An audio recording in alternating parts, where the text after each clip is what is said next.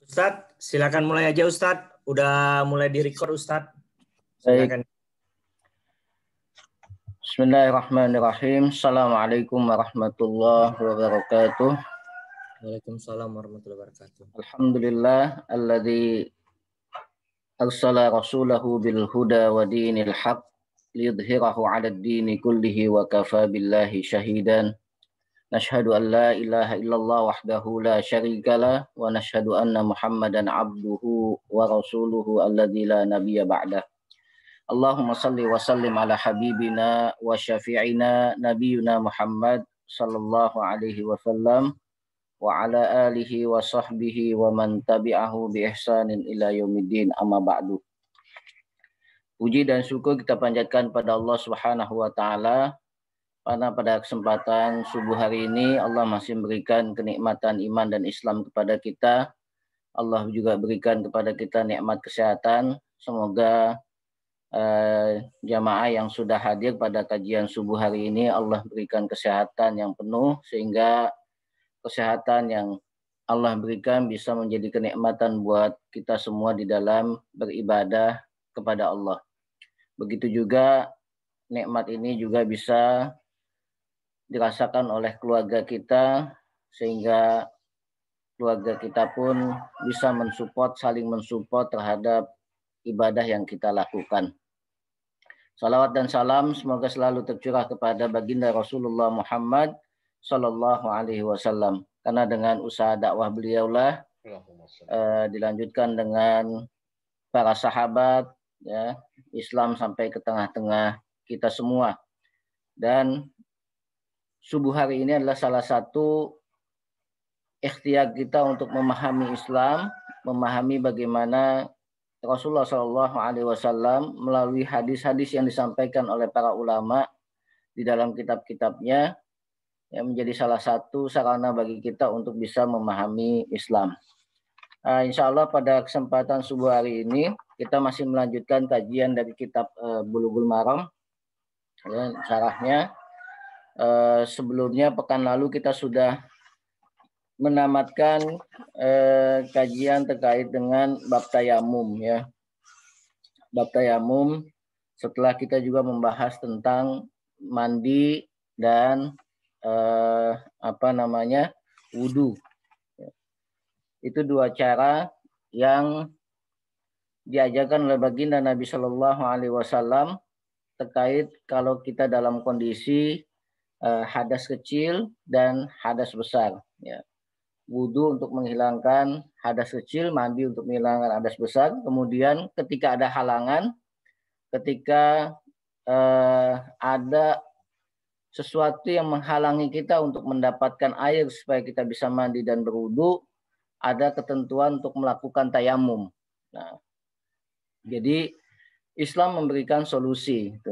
Ketika tidak ada air, maka cara lain yang kita gunakan supaya kita bisa tetap melakukan ibadah, dalam hal ini adalah sholat, maka tayamum menjadi alternatif ketika kita tidak menemukan air.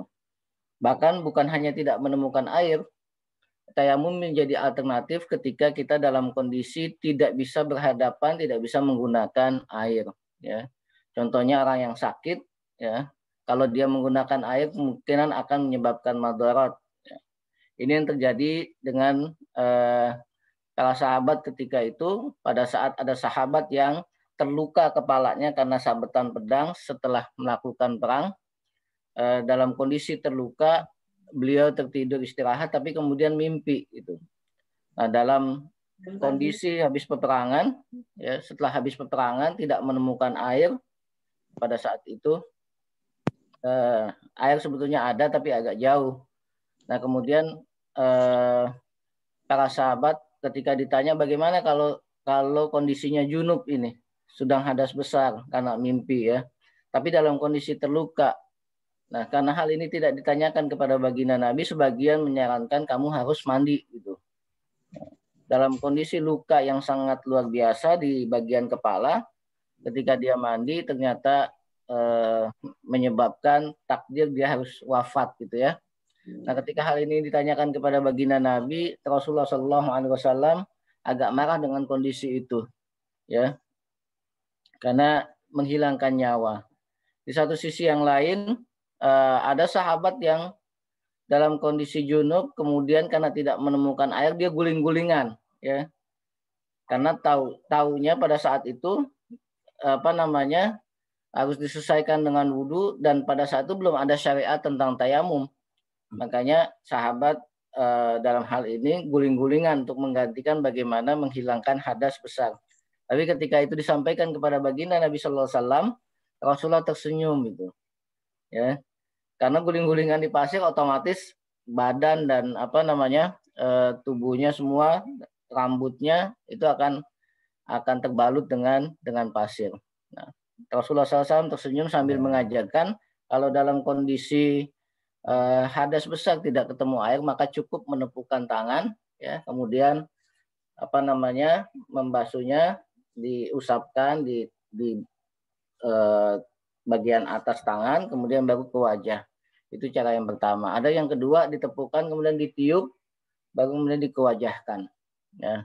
Itu beberapa cara tayamum yang sudah kita pelajari pada kesempatan yang lalu. Insya Allah pada kesempatan subuh hari ini kita akan membahas terkait dengan haid. Haid ini ternyata bukan hanya untuk wanita, pengetahuan ilmunya, tapi laki-laki juga perlu mengetahui terkait dengan kondisi haid ini. Kenapa? Karena bagi seorang laki-laki pasti dia akan, apalagi yang sudah menikah, pasti akan berhadapan dengan istrinya yang sedang haid. Makanya laki-laki juga perlu mengetahui hukum terkait dengan haid itu. Jadi bukan masalah perempuan saja, tapi laki-laki juga harus tahu, harus belajar bagaimana haid. Ya.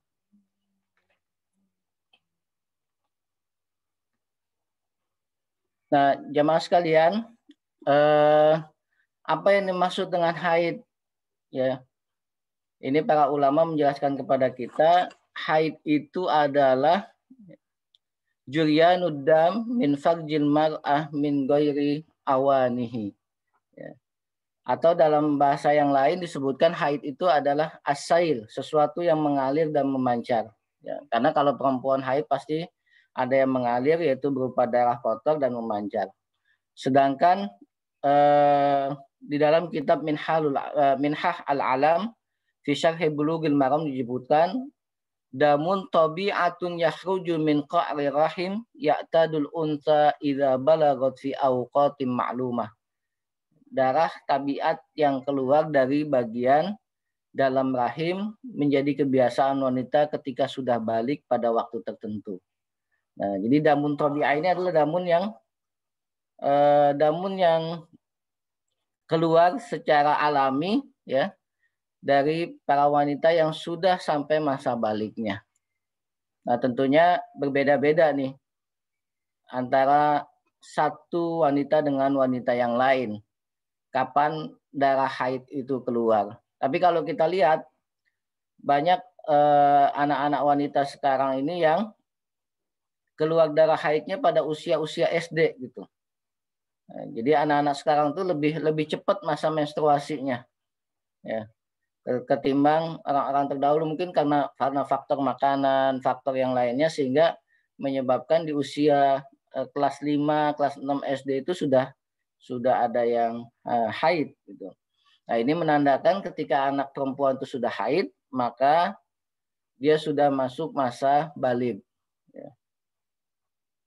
Nah, ini juga tanda ketika orang sudah masuk masa haid, perempuan yang sudah masuk masa haid, menstruasi, maka sebagai tanda bahwasanya dia siap untuk dibuahi. Nah, jadi berbeda antara anak-anak yang belum haid dengan yang sudah haid.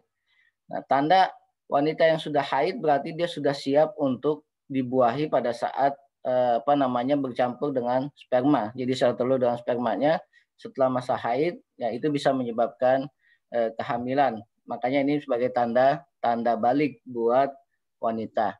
Otomatis juga ketika wanita sudah haid, maka semuanya menjadi harus lebih terkontrol lagi. Ya, seperti sholat. Sudah tidak boleh meninggalkan sholat wanita yang haid itu. Setelah masa selesai bersihnya, maka dia sudah masuk masa balik. Ya, kalau sudah balik, semua wajib tidak boleh ditinggalkan, termasuk menutup aurat. Ya Allah. Yang mana? Menutup aurat. Rasulullah SAW mengingatkan, idza balagatil mahid, almar'atu idza balagatil mahid. Perempuan itu kalau sudah memasuki masa haid, maka wajib untuk menutup semua bagian badannya kecuali hada wa hada, muka dan kedua telapak tangan. Itu yang disampaikan kepada Asma binti Abu Bakar pada saat beliau berkunjung ke rumah Aisyah, rumah adiknya.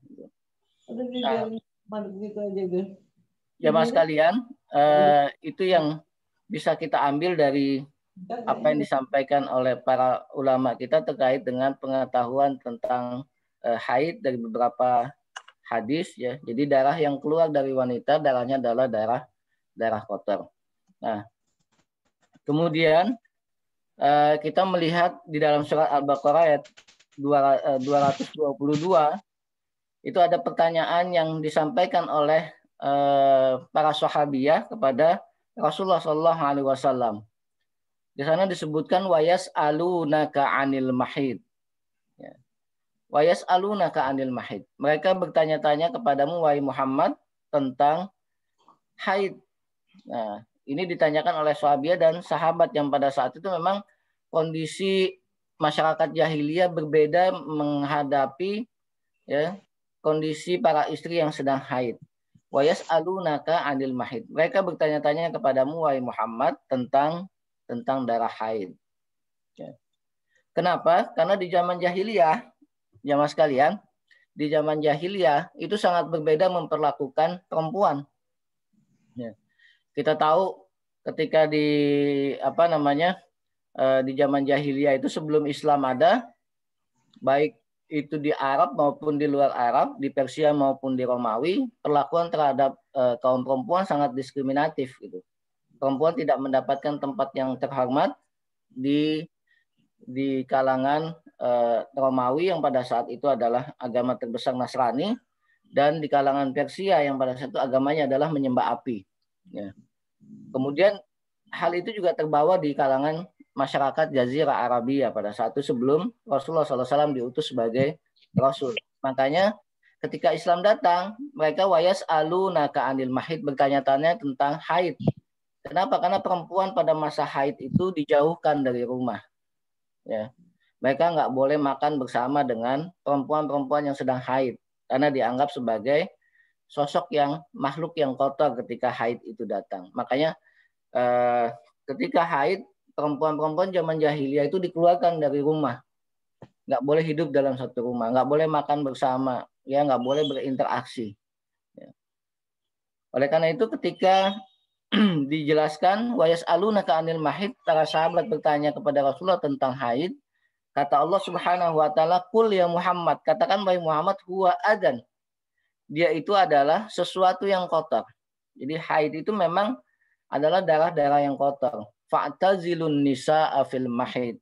Maka jauhilah, ya, bukan jauhi dalam arti bukan diasingkan sebagaimana di zaman jahiliyah. Fa'tazilun nisa' fil mahid.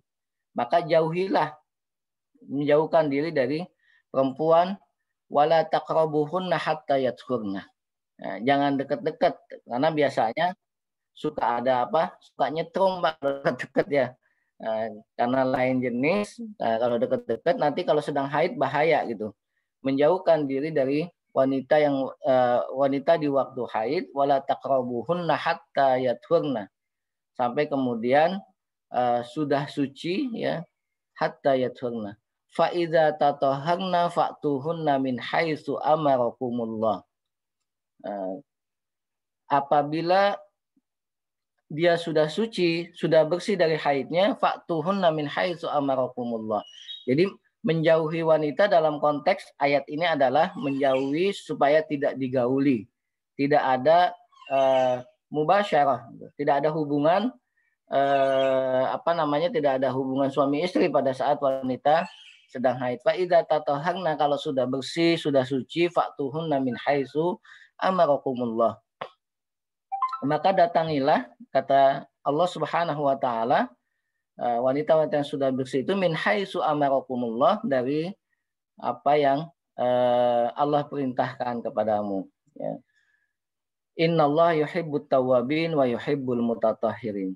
Allah mencintai orang-orang yang bertaubat dan juga menyucikan dirinya.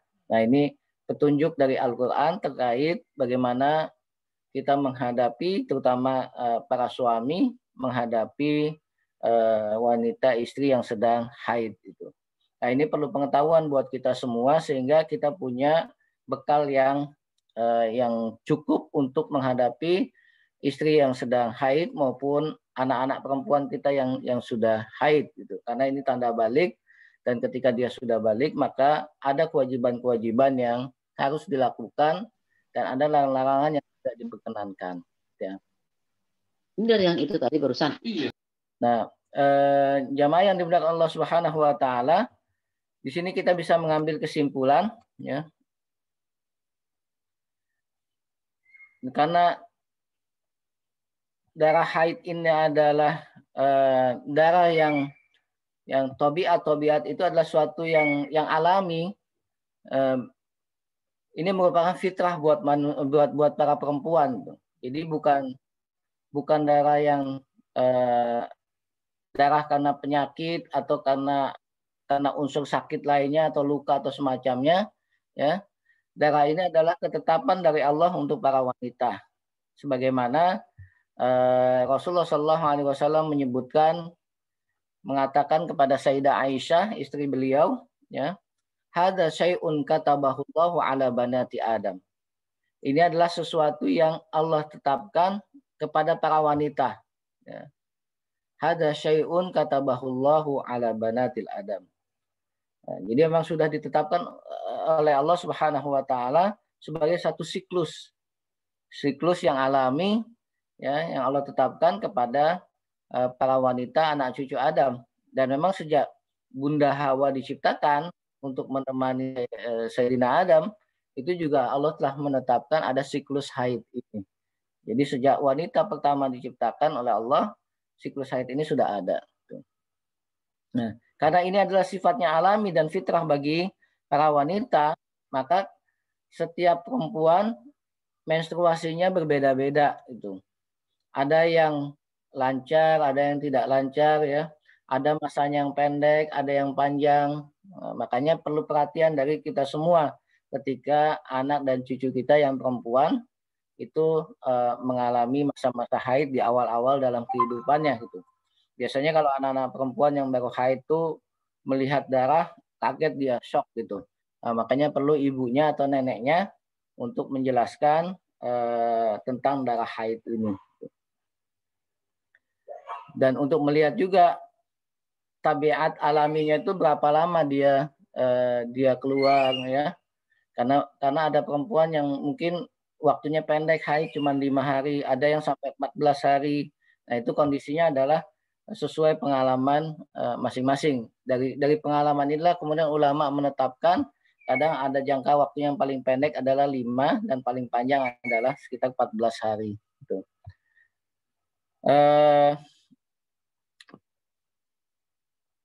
Di dalam Islam juga ada yang namanya istihadah.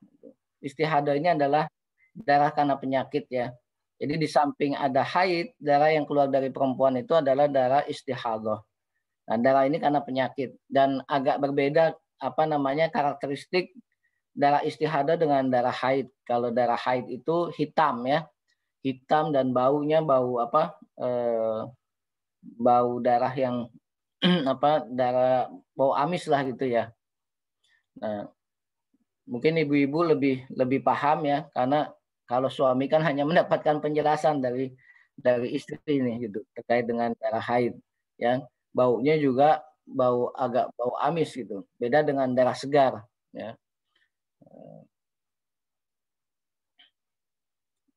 Nah, kalau darah istihadah adalah darah penyakit yang keluar, ya.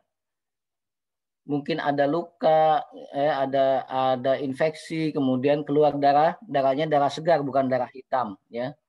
Ini terjadi di beberapa kalangan perempuan, ya. Jadi bukan darah menstruasi, bukan darah hitam yang kotor, tapi darah merah segar. Nah, bagaimana kita menghadapi, nanti akan kita bahas wanita yang mengalami istihadhah. Nah, darah haid keluar dari bagian dalam rahim, ya. Makanya wanita yang hamil ataupun sedang menyusui itu terkadang haidnya tidak keluar, karena memang kalau wanita yang hamil berarti di sana sudah ada janin itu, sehingga menyebabkan darah haid itu tidak keluar lagi. Nah, tadi sudah saya sebutkan haid dari tanda dari wanita yang sudah memasuki masa baligh. Bapak Ibu sekalian, kita akan masuk kepada pembahasan pertama, hadis di dalam kitab Bulughul Maram, ya. Tadi kita sudah membahas sedikit tentang haidnya. Di sini Sayyidah Aisyah radhiyallahu anha menjelaskan, inna Fatimah binta Abi Hubaish kanat tustahadu. Ya. Jadi Sayyidah Aisyah menjelaskan ada Fatimah binti Abi Hubaish namanya, kanat tustahadu. Nah, Fatimah binti Hubaish ini mengalami istihadhah, keluar darah merah, bukan darah hitam. Faqala Rasulullah sallallahu alaihi wasallam, maka Rasulullah sallallahu alaihi wasallam menjelaskan, ya, berkata kepada Sayyidah Aisyah menindaklanjuti pertanyaannya Fatimah binti Hubaish yang sedang mengalami istihadhah. Kata Rasulullah sallallahu alaihi wasallam, inna damal haidi damun aswadun yu'rafu. Sesungguhnya darah haid itu adalah darah hitam yang diketahui. Jadi untuk membedakan antara yang haid atau yang istihadhah, Rasulullah menjelaskan darah haid itu adalah darah hitam. Yu'rafu, diketahui, dikenal. Jadi udah common lah di kalangan para perempuan ketika mengalami masa menstruasi. Fa idza kana dzalika fa amsiki minas shalah. Kalau yang keluar darah hitam, baunya bau amis gitu ya, bau nggak enak, fa amsiki minas shalah, maka tahanlah, kata Rasulullah, fa amsiki, tahan, ya, tidak mengerjakan sholat, fa amsiki minas shalah, tahan dari untuk tidak mengerjakan sholat. Fa idza kana al-akharu fatawadda'i wa shalli. Ya. Jika sudah selesai, ya, nanti wudu dan sholat, ya. Ini hendaklah mengerjakan sholat ketika haidnya sudah selesai. Nah, hadis ini menjelaskan kepada kita semua bahwasanya Rasulullah Shallallahu Alaihi Wasallam mengajarkan nanti kalau ada darah yang keluar dari kemaluan para wanita, maka tolong dilihat apakah itu darah haid atau darah istihadhah. Nah, kalau darah haid jelas darahnya adalah hitam dan baunya juga bau amis gitu ya. Nah, ini hadis yang pertama terkait dengan pembeda antara istihadhah dan haid. Kemudian para dokter juga melakukan penelitian itu. Penyebab kenapa perempuan bisa keluar darah merah segar yang disebut dengan istihadhah, darah penyakit. Nah, ini analisanya dokter mengatakan, ya, para medis, ini karena bisa disebabkan oleh bengkaknya rahim, ya, atau luka pada leher rahim, atau pembekakan pada kemaluan perempuan. Nah, hal-hal ini yang bisa menyebabkan darah istihadhah itu keluar, atau ada luka, ya, ada luka pada leher rahim itu. Nah, yang jelas nanti kita bisa apa namanya bisa melihat mana darah haid dan mana darah istihadah. Nah, jamaah sekalian, itu saya menampilkan di slide kalau bisa dilihat ya, yang membedakan antara haid dengan istihadah. Ya. Dari sisi warna umumnya merah tua ya kalau haid itu, atau gelap ya, hitam. Merahnya merah hitam gitu. Istihadah itu umumnya adalah merah segar. Nah, kemudian konsistensinya keras dan agak kaku ya, agak apa namanya ngegumpal itu. Sedangkan darah istihadah dia encer dan mengalir seperti darah biasa. Dari sisi aromanya, baunya berbau kurang sedap kalau itu darah haid ya. Sedangkan darah istihadah bau seperti darah biasa, darah yang keluar ketika luka. Jadi kalau ada luka, darah keluar itu mirip dengan darah istihadah. Jadi seperti darah biasa. Darah haid tidak membeku, gitu. Tapi darah istihadah itu cepat membeku seperti darah luka. Ya, jadi kalau didiemin, dia akan cepat membeku. Ya. Dari sisi kekentalannya, darah haid itu sangat kental. Tapi darah istihadah lebih terlihat encer ya. Ini yang membedakan antara haid dengan istihadah.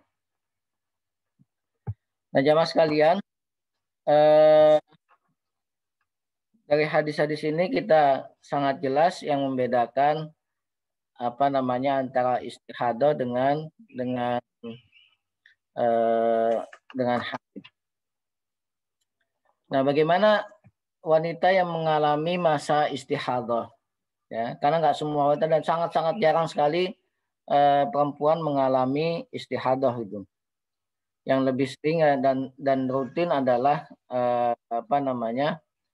Yang rutin adalah darah istihadah. Nah, kalau wanita mengalami istihadah, maka Rasulullah SAW menjelaskan kepada kita hukum mandi untuk wanita yang mengalami istihadah. Hadisnya dari Asma binti Umais, ya, ditajlisa fi mirkanin fa idza ra'at sufratan fawqal ma' faltagtasil lidzuhri wal asri ghaslan wahidan.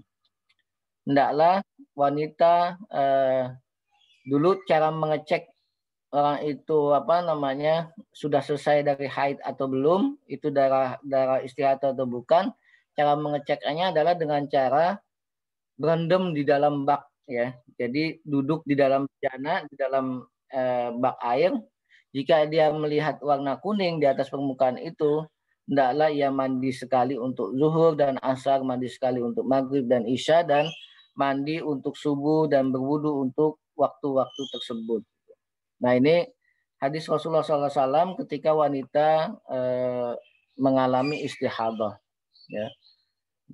Untuk sholat dan tata cara untuk bersucinya adalah karena wanita yang istihadah tuh wajib tetap sholat gitu. Ya. Darah segar yang kuat itu tidak menyebabkan dia dilarang sholat, dilarang puasa, tidak.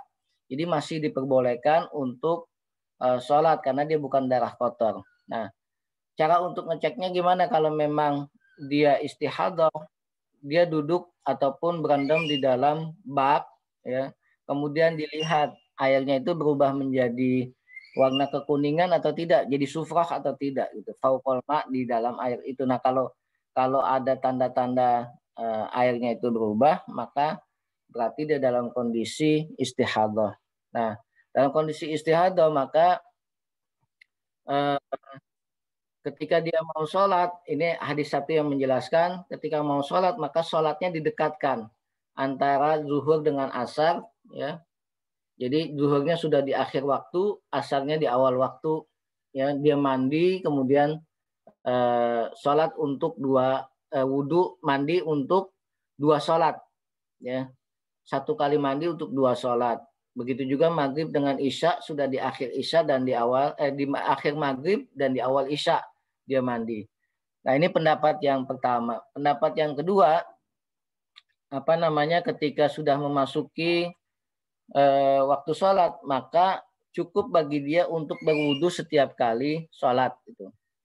Jadi cukup berwudu 1 kali setiap kali sholat. Jadi untuk sholat zuhur 1 kali wudu, untuk sholat asar 1 kali wudu. Nah, kita ambil yang paling meringankan kalau ada wanita yang mengalami istihadah ini.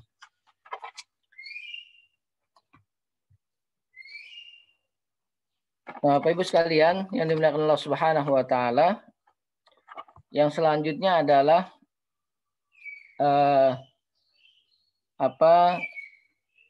larangan apa saja yang tidak diperbolehkan bagi wanita ketika dia haid. Ya. Yang pertama adalah larangan untuk bersetubuh, ya, mubasyarah. Sebagaimana ayat tadi yang sudah kita bacakan dalam surat Al-Baqarah ayat 222, ya. Wa yas'alunaka 'anil mahid qul huwa adza fa'tazilun nisa fil mahid. Ya. Maka jauhilah wanita untuk tidak digauli pada saat dalam kondisi haid itu. Dalam hadis yang lain dikatakan dari Anas radhiyallahu anhu, annal yahuda kanat idza hadatil mar'ah fihim lam yu'akiluha. Faqala Nabi sallallahu alaihi wasallam isna'u kulla syai'in illa nikah. Ya. Jadi Sayyidina Anas bin Malik pernah bertanya kepada Nabi, orang-orang Yahudi pada saat wanita-wanitanya sedang haid, ya, mereka membuang wanita itu, bahkan tidak diajak makan, ya, tidak diajak makan, bahkan dipisahkan rumahnya itu. Lam yu'akiluha. Faqala Nabi sallallahu alaihi wasallam isna'u kulla syai'in illa nikah. Maka perlakukanlah wanita yang haid itu sebagaimana biasanya, kecuali bersetubuh, ya. Hanya itu yang dilarang oleh Rasulullah Shallallahu Alaihi Wasallam. Jadi hidup di dalam rumah biasa aja gitu, nggak boleh dipisahkan, nggak boleh dibuang, ya. Semuanya diperbolehkan kecuali an-nikah. Nikah itu apa sih? Ilajul farji. Ya. Ustadz, slide-nya nggak gerak, Ustadz. Apanya? Slide-nya nggak gerak kayaknya. Ya. Iya. Apa-apa tadi nggak gerak Ustadz kayaknya. Oke. Nah ini untuk yang larangan-larangannya memang saya belum buat slide-nya Pak Julius. Jadi saya lihat ke kitabnya langsung. Jadi larangan yang pertama bagi wanita yang sudah sedang dalam masa haid adalah dilarang untuk bersetubuh, tapi tidak dipisahkan dari rumah sebagaimana orang-orang jahiliyah dan Yahudi memperlakukan para wanita itu yang sedang haid. Jadi lakukan semuanya, kata baginda Nabi sallallahu alaihi wasallam, isna'u kulla syai'in illa nikah. Lakukan apapun di rumah kecuali nikah, kecuali berhubungan itu. Dalam hadis Aisyah yang lainnya disebutkan, karena Rasulullah sallallahu alaihi wasallam ya'muruni fa'attaziru fayubashiruni wa ana haidun. Jadi Rasulullah sallallahu alaihi wasallam memerintahkan kepadaku, kata Sayyidah Aisyah, untuk menggunakan menutup dengan kain sarung, ya, karena belum ada pembalut pada saat itu, ya. Jadi wanita-wanita haid di zaman Rasulullah SAW itu menggunakan kain, ya, sebagai pembalutnya. Jadi penahan darah haidnya pakai kain. Nah, ketika dalam kondisi haid, Rasulullah SAW memerintahkan kepada Aisyah radhiyallahu anha untuk menggunakan kain, ya, di bagian yang haidnya. Fayubashiruni wa ana haid. Maka setelah itu beliau bercumbu gitu, bercumbu. Jadi boleh bercumbu pada saat wanita istri kita sedang haid, kecuali bagian yang dilarang gitu. Nah, ini menandakan bahwasanya kita boleh bergaul, boleh berinteraksi dengan istri yang sedang haid, ya, boleh bercumbu, tapi tidak boleh melakukan penetrasi. Itu ditandai dengan kata Aisyah, ya'muruni bittijar. Rasulullah memerintahkan aku untuk menutupnya dengan kain supaya nggak kebablasan gitu. Ya. Bagaimana kalau ada suami istri yang ternyata kebablasan, Pak? Nah, ini kan namanya manusia, ya, namanya manusia, kemudian kadang tidak bisa mengontrol. Nah, ketika kebablasan, hubungan suami istri terjadi ya sampai penetrasi, maka kafaratun man ya'ti zaujatahu wa hiya haidun. Maka dia harus membayar kafarat. Bayar denda, Pak. Harus ada kafaratnya gitu. Seperti orang yang melanggar sumpahnya, dia bernazar tapi melanggar nazarnya, dia harus puasa 3 hari itu. Ya. Nah, bagaimana kafarat membayar denda ya orang yang kebablasan melakukan hubungan suami istri pada saat istrinya sedang haid itu. Dari Ibnu Abbas dijelaskan, fil ladzi ya'ti imra'atahu wa hiya haidun qala yatasaddaqu bidinarin aw binisfi dinar. Ya. Hadis riwayat Imam yang 5 dan disahihkan oleh Al-Hakim. Nah, jadi konsekuensinya kalau kita berhubungan dengan istri yang sedang haid, bayar kafarat. Kafaratnya seperti apa? Dia qala yatasaddaqu bidinar, bersedekah dengan uang satu dinar. 1 dinar itu berapa, Pak? Ibu ada yang tahu nggak? 1 dinar itu adalah 4,25 gram emas. 4,25 itu ya harganya mungkin sekitar 8 jutaan ya sekarang gitu. Jadi nah ini konsekuensi nih. Jadi kalau kebablasan Bapak lagi tinggi syahwatnya, kemudian istrinya lagi haid, nah ternyata nggak bisa mengontrol berhubungan. Nah, ini harus bayar kafarat. Kafaratnya membayar 4,25 gram emas 1 dinar itu. Ya, atau kalau punya dinar koin boleh tuh ketika nanti melanggar bayar 1 dinar koin itu. Nah, ini kenapa Islam melarang untuk menyetubuhi wanita yang sedang haid, karena memang kondisinya sedang kotor, ya. Tidak bagus untuk kesehatan untuk melakukan hubungan suami istri dalam kondisi sedang haid. Yatasaddaqu bidinar, ketika sudah kebablasan sedekah dengan 1 dinar atau seberat 4,25 gram emas. Kemudian larangan lainnya adalah mengerjakan sholat itu. Alaisa idza hadat lam tusalli wa lam tasum fadzalika nuqsanu diniha. Ya. Wanita yang sedang haid kata Nabi tidak boleh melakukan sholat dan tidak melakukan puasa.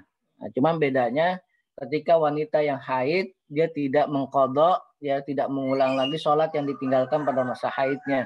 Berbeda kalau dalam kondisi saum puasa. Ya, orang yang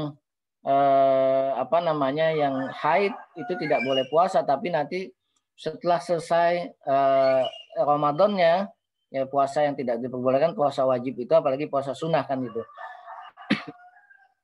Kalau puasa wajib berarti nanti setelah selesai Ramadannya dia wajib untuk mengqadha atau mengulang puasanya. Karena yusiba nadalika fatu marbi qada'is saum walatu marbi qada'is shalah. Ya. Kami diperintahkan untuk mengqadha, mengulang saum kami, dan tidak diperintahkan untuk mengqadha salat. Ini salah satu sifat Rahman dan Rahimnya Allah kepada para wanita ketika memasuki masa haid. Kemudian yang selanjutnya adalah wanita yang sedang haid, menurut pendapat jumhur ulama, ya ini pendapat yang lebih bagus dan lebih utama, tidak menyentuh dan tidak membaca Al-Quran. Ini pendapat yang paling afdol. Tapi di sisi lain ada ulama yang membolehkan wanita yang haid tetap boleh membaca Al-Quran tapi tanpa menyentuh. Nah, mungkin alternatifnya sekarang karena sudah ada gadget, kita tanpa menyentuh mushaf, kita bisa buka gadget kita di aplikasi Al-Quran. Ya. Jadi ada 2 pendapat di dalam hal apakah wanita yang haid itu boleh membaca Al-Quran atau tidak. Yang pertama adalah sama sekali tidak membolehkan, tidak boleh baca dan tidak boleh menyentuh, kecuali dari hafalan. Gitu. Ada yang kedua boleh membaca, ya, tapi tidak menyentuh. Alternatifnya kita tidak menyentuh mushaf, tapi kita bisa membuka gadget kita, HP kita, ya, untuk alternatif bagi yang tidak hafal itu, ya. Kemudian Larangan yang selanjutnya adalah untuk tawaf di Ka'bah. Jadi pernah Sayyidah Aisyah ketika Rasulullah SAW melakukan haji wada, haji yang terakhir, ya, beliau haid. Perjalanan dari Madinah menuju Mekah, kata Sayyidah Aisyah, lamma ji'na Syarifa hittu. Ketika sampai di wilayah Syarif, kata Sayyidah Aisyah, saya mengalami haid. Kata Rasulullah, if'alu ma yaf'alul hajj, ghayra an la tatufi bil baiti hatta tathuri. Lakukan sebagaimana yang dilakukan oleh para hujaj, orang yang melakukan haji, kecuali tawaf di bait fil bait hatta tathuri. Kecuali tawaf di Masjidil Haram, ya. Itu tidak diperbolehkan. Nah, bagaimana kondisinya dengan sekarang? Nah, sekarang kan tempat sa'i itu sudah masuk dalam posisi masjid, ya. Ulama berbeda pendapat apakah termasuk sa'i yang sekarang kondisinya wilayah masuk ke dalam masjid termasuk yang diperbolehkan atau tidak gitu. Nah, untuk kehati-hatian kata Rasulullah SAW, lakukan apa yang dilakukan oleh jamaah haji kecuali tawaf. Kenapa? Karena tawaf ada di ruang utama masjid itu. Nah, yang terakhir Bapak Ibu sekalian, dari pembahasan ini adalah tentang nifas itu. Tadi larangan-larangannya sudah jelas, ya. Tidak boleh tawaf bagi yang haid, tidak boleh membaca Quran, tidak puasa, tidak sholat, ya, tidak boleh bersetubuh hubungan suami istri, ya. Yang terakhir dari Ummu Salamah, hadisnya adalah kanatin nufasa taqudu ala ahdi Nabi sallallahu alaihi wasallam ba'da nifasiha arba'ina yauman. Nah, jadi ada darah yang keluar satu lagi dari para perempuan, yaitu darah nifas, di mana kurang lebih waktunya sekitar 40 hari gitu. Karena dijelaskan walam ya'murhan Nabi sallam biqada'i salatin nifas, dan Nabi tidak memerintahkan untuk mengqadha wanita yang sedang nifas dan tidak sholat gitu. Nah, waktunya 40 hari tidak mutlak karena ada wanita yang nifas setelah melahirkan keluar darah, ya, karena waktunya ada yang lebih cepat gitu. Kalau yang wanita yang mungkin operasi sesar, nifasnya keluar juga tapi waktunya nggak lama gitu. Makanya patokannya adalah keluar atau tidak keluarnya darah nifas itu. Kalau sudah tidak keluar, maka dia mandi, kemudian melakukan sholat.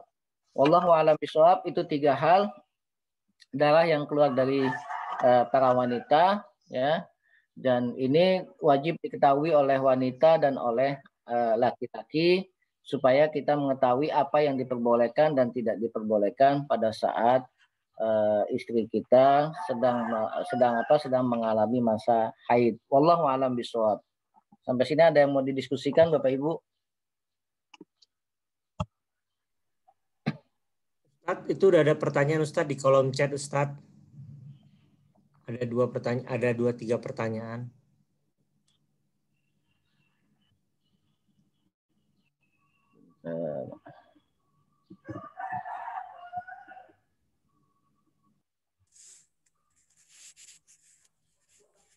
Assalamualaikum.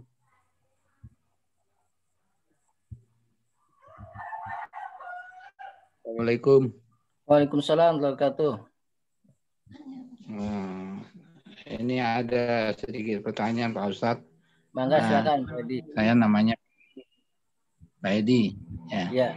Ini masalahnya bersuci untuk orang yang sakit berat di rumah sakit, bagaimana itu? Kan selama dia masih sadar kan tetap harus sholat. Tapi beliau di rumah sakit dalam keadaan berat, misalnya di ICU, bagaimana itu solusinya Pak Ustadz? Ya, kalau misalnya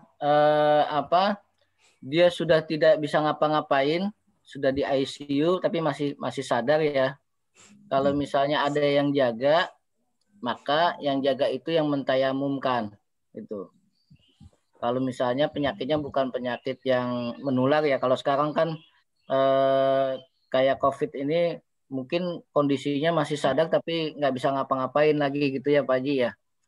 Kayak COVID. Iya, betul. Nah, dalam kondisi sadar tapi dia nggak bisa ngapa-ngapain, maka cukup dengan isyarat saja itu. Cukup dengan isyarat. Bersucinya nggak? Ya, jadi dengan isyarat kita membayangkan dalam kondisi tayamum gitu. Jadi gitu. hanya dalam pikiran kita gitu, meniatkan ini adalah tayamum. Karena emang bergerak pun sudah nggak bisa kan gitu. Kalau orang yang di ICU dalam kondisi mungkin antara sadar atau enggak, maka pada saat kondisi seperti itu apalagi nggak ada yang jaga, cukup dengan isyarat kita sedang melakukan tayamum gitu. Karena memang kondisinya nggak bisa ngapa-ngapain kan gitu. Iya kan, nggak boleh ditunggu lagi. Iya betul, nggak bisa apa-apain. Pasiennya nggak bisa ditunggu lagi kan. Kalau ada yang nunggu, alhamdulillah bisa ditayamumkan ya Pak Haji ya. Ya. Oh iya. Nah ini pertanyaannya. Terima kasih Pak Ustaz. Ya. Terima kasih Pak Ustaz. Selanjutnya bagaimana jika sedang mandi besar keluar darah, tapi setelah mandi tidak keluar lagi, apakah mandinya harus diulangi?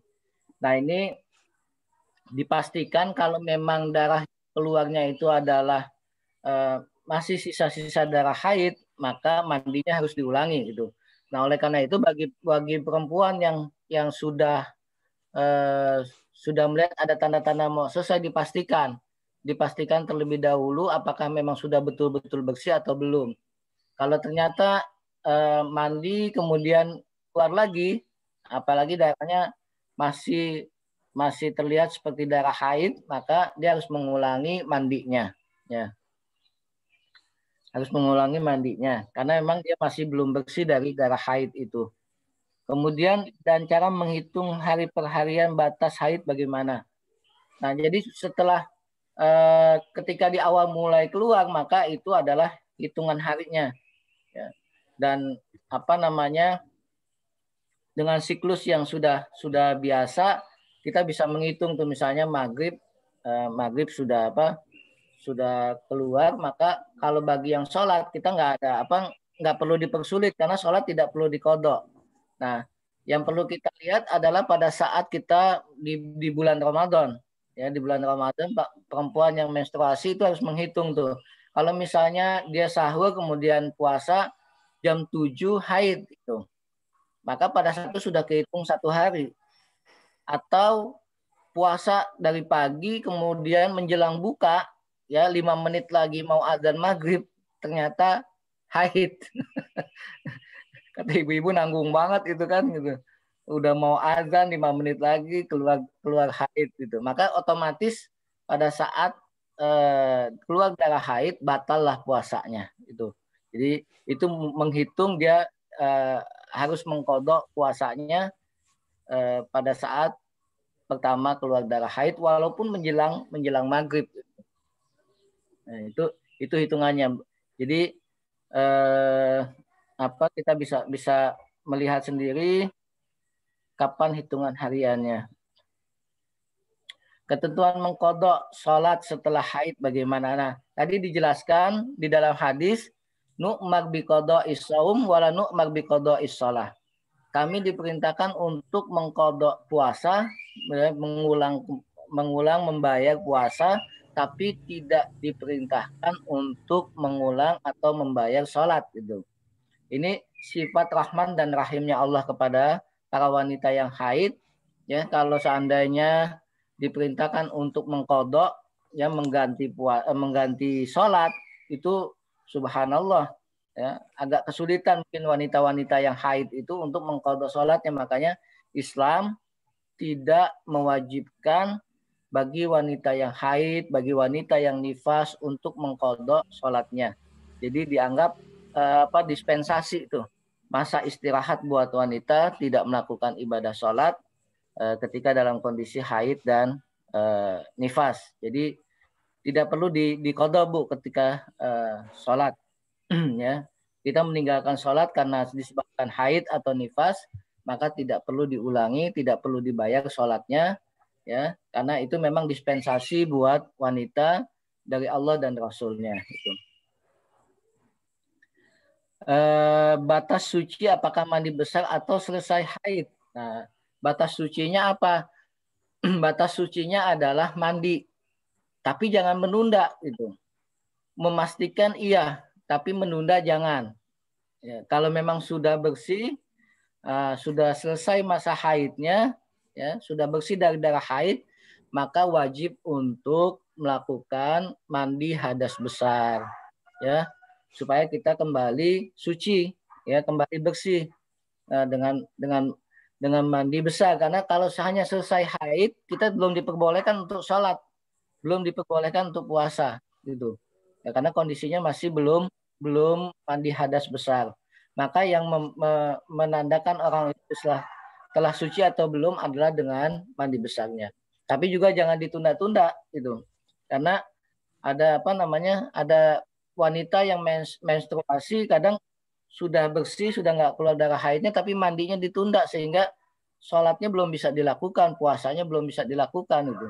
Nah, jadi yang menandakan wanita itu sudah kembali suci atau bukan adalah mandi hadas besarnya, ya, baik dari haid maupun dari nifas.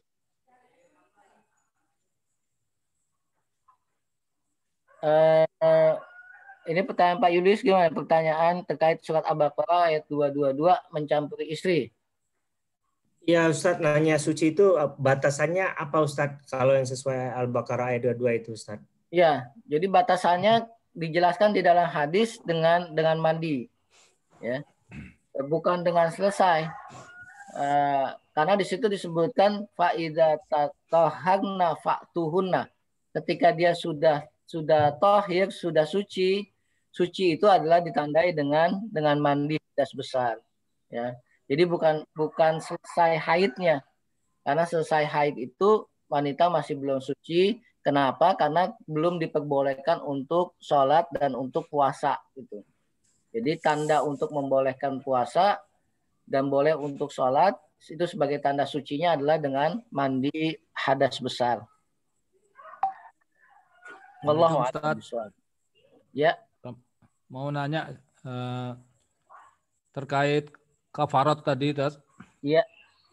Itu yang terkena kafaratnya itu laki-lakinya atau perempuannya atau dua-duanya?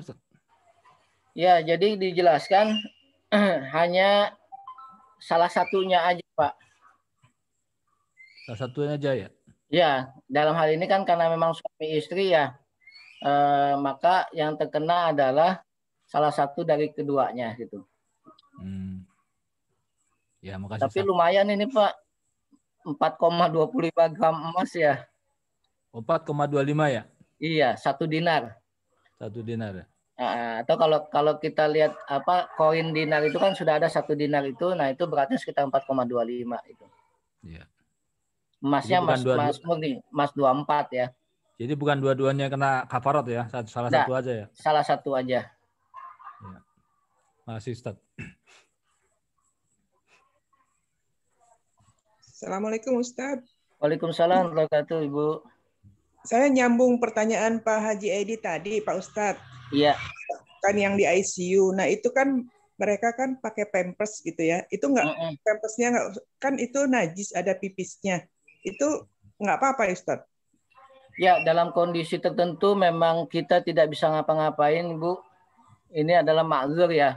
Suatu hal yang uzur syar'i ya. Kecuali kalau memang ada yang bisa memberikan bantuan. Tapi dalam kondisi kayak kita COVID ya, naudzubillah jangan sampai ya. Kalau ada saudara-saudara kita yang COVID kemudian di ICU, saudara juga nggak ada yang bisa jaga, perawat juga aksesnya terbatas ya.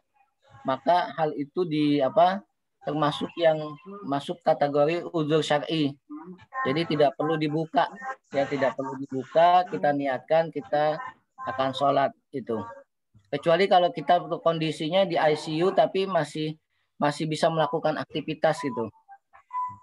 Oh iya. Dibuka terlebih dahulu. Tapi kalau sudah nggak bisa melakukan aktivitas, maka ini termasuk kategori yang dimaafkan, termasuk udhur syar'i yang diperbolehkan kita menggunakan pampers, ya, pampers yang di situ mungkin ada najisnya untuk tidak dibuka karena memang kondisinya tidak memungkinkan.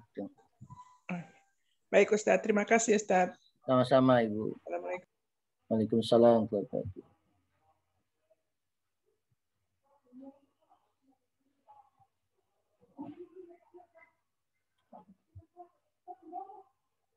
Saya mungkin jelas ya apa namanya menghadapi istri kita yang sedang haid, sedang istihadah maupun sedang nifas. Nah, satu lagi mungkin sebagai penutup bagi wanita yang istihadah ya bukan darah haid dan bukan darah nifas tapi darahnya adalah darah segar.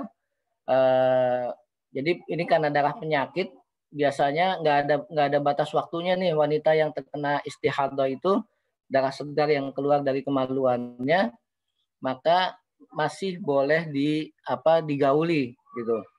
Boleh kita bercampur dengan istri yang punya penyakit istihadah walaupun masih keluar darah segarnya itu. Jadi beda status hukum antara yang haid dan nifas dengan yang istihadah. Karena kondisi darah yang keluar adalah darah segar bukan darah kotor ya.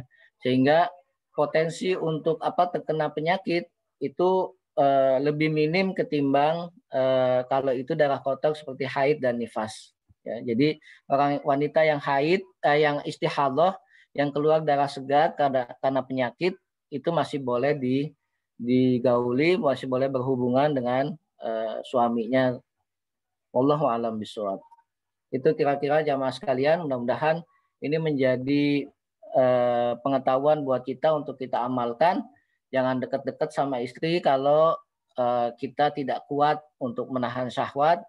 Ya, jangan sampai kemudian harus membayar kafarat gitu ya. Tapi kalau bercumbu selain di batas kemaluan masih diperbolehkan. Gitu.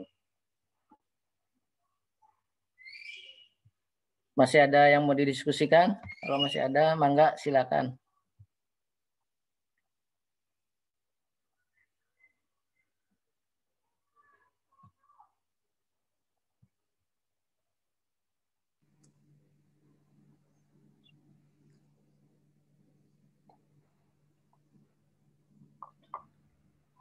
Tunggu 10 detik lagi Ustadz. Kalau enggak silakan ditutup.